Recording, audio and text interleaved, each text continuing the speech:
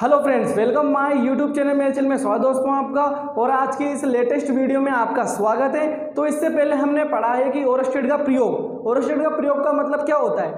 इसका मतलब ये होता है किसी चालक तार में, यानी ए बी चालक तार, जैसे हमने कोई ये मान लिया था, इस चालक तार में कोई धारा प्रवाहित करते हैं तो इसके चारों ओर क्या होता है, चुंबकीय क्षेत्र उत्पन्न होने लग जाता है, जिसको हम बोलते हैं विद्युत धारा का चुंबकीय प्रभाव। अब इसमें क्या करते हैं, तो अगर आपने ये वीडियो नहीं देखी है तो मैंने आई बटन में लिंक दे दिया है, वहां पर जाकर के आप इस वीडियो को देख। गुरुत्वाकर्षण बल किस पर बल लगाता है? द्रव्यमान पर, एम पर, द्रव्यमान पर गुरुत्वाकर्षण बल लगाता है। और विद्युत क्षेत्र जो होता है वो आवेश पर बल लगाता है। ठीक उसी प्रकार चुंबकीय क्षेत्र में उपस्थित आवेश पर भी चुंबकीय क्षेत्र कोई ना कोई बल लगाता है, जिसका हम मान निकालने वाले हैं। तो माना हमने कोई एक चुंबकीय क्षेत्र B इस प्रकार से है, जिसको मैं यहां पर ड्रॉ कर देता हूं। कोई भी चुंबकीय क्षेत्र इस प्रकार से है, हमारा एक आवेश Q इस प्रकार से इसके थीटा कोण बनाते हुए v वेग से गतिशील है। इस प्रकार से थीटा कोण बनाते हुए, यानी जो कोण बनेगा ना यहाँ पर, जो कोण यहाँ पर बनेगा वो है थीटा, और v वेग से गतिशील है। Q आवेश इस प्रकार से आता है और थीटा कोण बनाते हुए v वेग से गति करता है। तो मैं इसको यहां पर ड्रॉ कर देता हूं। ये थीटा कोण बनाते हुए v वेग से आवेश गति करता है। अब इस चुंबकीय क्षेत्र द्वारा इस आवेश पर कैसे कैसे बल लगाता है, तो हम इसको देखते हैं। तो प्रैक्टिकली ये पाया गया है कि जो आवेश होता है वो चुंबकीय क्षेत्र पर, यानी चुंबकीय क्षेत्र आवेश पर किस प्रकार से और कितना कितना बल लगाता है, ये प्रैक्टिकली पाया गया है कि जो बल होता है F वो आवेश के समानुपाती होता है, यानी कि जितना ज्यादा बड़ा और जितना ज्यादा मान का आवेश होगा उतना ही उस पर बल लगेगा। सेकंड पॉइंट है आवेश B के समानुपाती, यानी कि चुंबकीय क्षेत्र का मान जितना ज्यादा होगा उतना ही आवेश पर बल लगाएगा। और थर्ड पॉइंट क्या होता है कि v sin थीटा के समानुपाती होता है। अब इसको हम समझते हैं v sin थीटा के कैसे समानुपाती माना है। जैसे कोई एक आवेश, एक कोई सदिश a वेक्टर है, इसका थीटा कोण है, a सदिश है, तो इसका थीटा के पास वाला जो घटक होता है, अब इसके घटक करेंगे हम, तो इसका जो घटक होता है थीटा के पास वाला वो होता है इसका घटक a cos थीटा, और इसके जो लंबवत होता है यानी थीटा के विपरीत जो होता है वो होता है हमारे पास a sin थीटा। ठीक इसी प्रकार इसके भी घटक क्या होंगे, सेम यहाँ पर a वेक्टर है, यहाँ पर क्या है, यहाँ पर हमारे पास b वेक्टर है, तो इसका घटक क्या होगा, थीटा के पास वाला होगा, हमारे पास घटक होगा v cos थीटा, और इसके लंबवत घटक होगा हमारे पास v sin थीटा। और ये प्रैक्टिकली पाया गया है कि जो चुंबकीय क्षेत्र होता है v q पर जो बल लगाता है वो उसके जो लंबवत घटक होता है, यानी कि v sin थीटा क्या है, इसके लंबवत घटक है, यानी इसके मध्य क्या बना हुआ है, चुंबकीय क्षेत्र ऐसे है और इसका जो घटक है लंबवत वो है इसके साथ 90 डिग्री बनाता है, तो इसके समानुपाती होता है। ये प्रैक्टिकली पाया गया है। तो इन सबको मिलाकर के हमारे पास बनेगा v proportional q v b sin theta. अब समानुपाती चिन्ह हटाते हैं तो कोई नियतांक आता है, k आ जाता है यहाँ पर, k q v b sin theta. k का मान ले लेते हैं यहाँ पर 1, तो हमारे पास हो जाएगा f का मान q v b sin theta, जो हमारे पास ये सूत्र है, यही हमारे पास इसके द्वारा बल लगाया जाता है।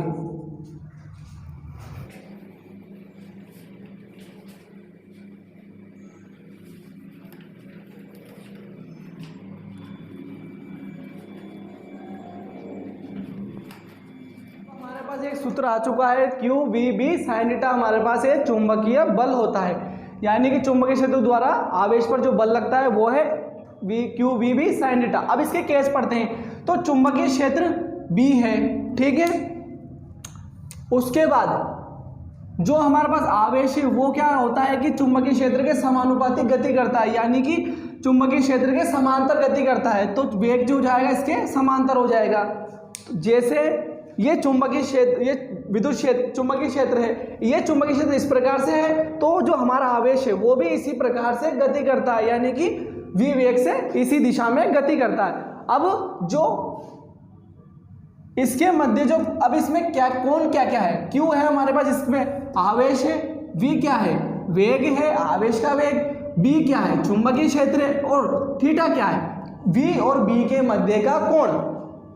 यहाँ पर क्या है, V और B के मध्य का कोण क्या है, यहाँ पर थीटा, जो कितना है 0 डिग्री, यानी कि इसके समांतर हुआ तो कितना हुआ 0 डिग्री। अब इसमें इसका मान पुट करते हैं तो F का मान कितना आ जाता है, QVB साइन 0, और साइन 0 का मान कितना होता है 0, साइन 0 की वैल्यू कितनी होती है 0।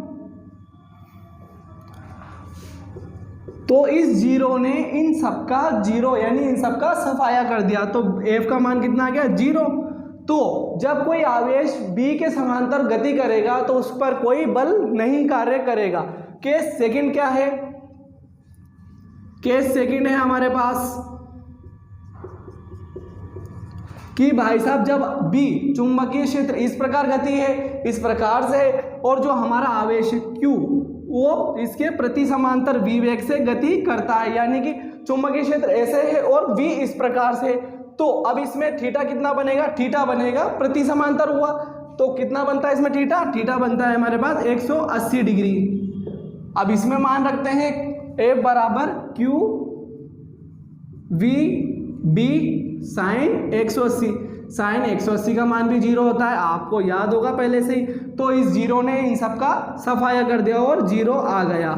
तो आवेश इसके समांतर गति करे या प्रति समांतर गति करे तो इस पर क्या बल लगता है, 0 बल कार्य करता है। अब बात करते हैं केस थर्ड की, यानी कि हमारा चुंबकीय क्षेत्र B इस प्रकार है और जो हमारे पास Q आवेश है वो इसके लंबवत यानी कि इसके इस प्रकार से गति करता है, जो कितना कोण बनाता है 90 डिग्री। यहाँ पर थीटा का मान कितना है 90 डिग्री, यानी कि हमारा चुंबकीय क्षेत्र इस प्रकार से और हमारा आवेश क्या है इसके लंबवत गति कर रहा है, यानी कि 90 डिग्री का कोण बनाता है। अब इसमें इसका मान रखते हैं तो F की वैल्यू कितनी आती है, F बराबर होता है Q, V इसका वेग, B इसमें चुंबकीय क्षेत्र और साइन थीटा, थीटा कितना है हमारे पास 90 डिग्री, और साइन 90 का मैक्सिमम मान कितना होता है 1 होता है।